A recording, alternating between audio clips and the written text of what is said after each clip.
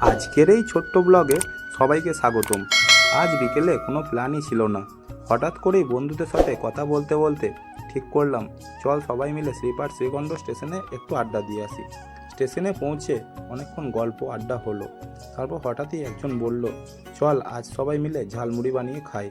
তো দেরি না করে মুড়ি, চপ, শসা, পেঁয়াজ, কাঁচা লঙ্কা, চানাচুর যা যা লাগে সব কিনে আনলাম। তারপর একটা কাগজের ওপর সব উপকরণ মিশিয়ে ঝালমুড়ি মাখালাম।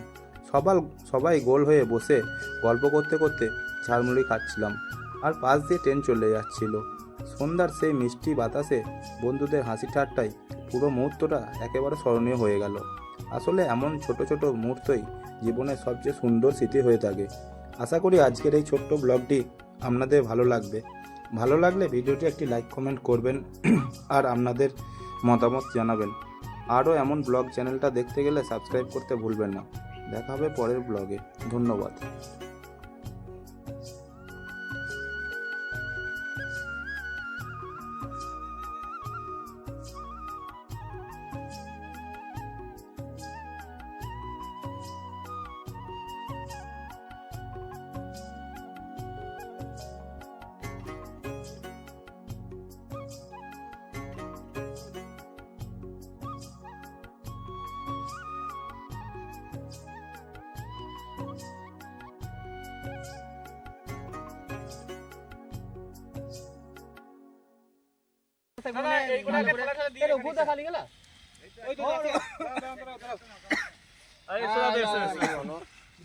তোমাকে